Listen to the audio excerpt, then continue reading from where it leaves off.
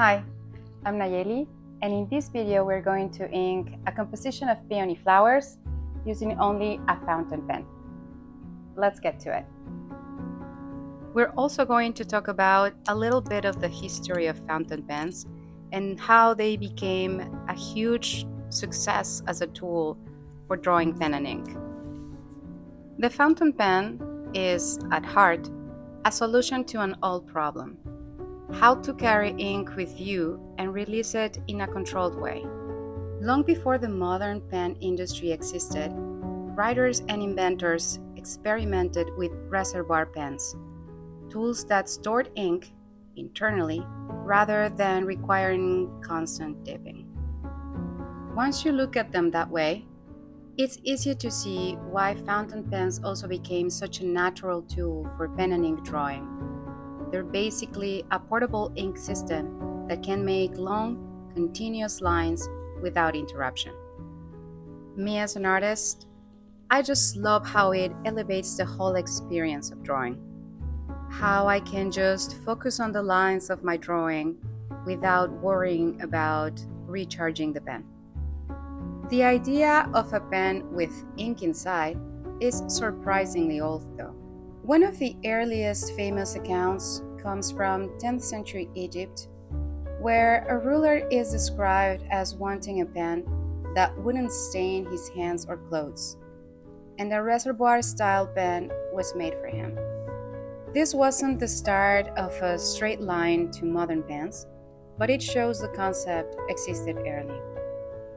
And as you can see here, I just love how fountain pens are super consistent with the lines. And even when I'm using textured paper, the lines just flow smoothly. By the 1600s, designs were described using quills and simple reservoirs, but they were often unreliable because the air-in-ink-out balance wasn't well engineered. The breakthrough came in the late 1800s when practical fountain pens finally became dependable for everyday use. And as you can see here, I already started shading the petals of the flower.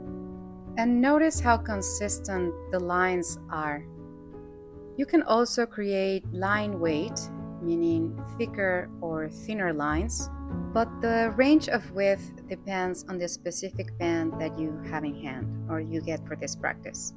But if you're completely new to fountain pens, I recommend a preppy, that's how they call them, and they can be pretty inexpensive. But overall, if you just want to practice, you don't need to spend any money. You can use whatever pen you have in hand.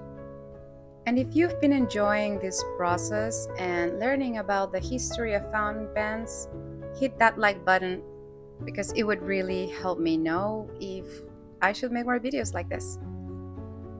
I'm already working on a series of botanical pen and ink drawing courses where I'll be diving deeper in the fundamentals of drawing, composition, and techniques, so make sure you subscribe to my channel so you don't miss out. And back to history.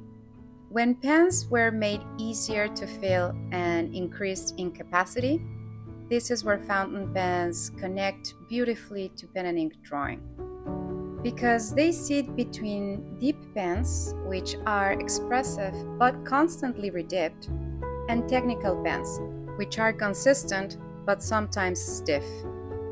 As we've been talking, a fountain pen lets you pull long, continuous lines, build value with hatching, and keep momentum without interruption.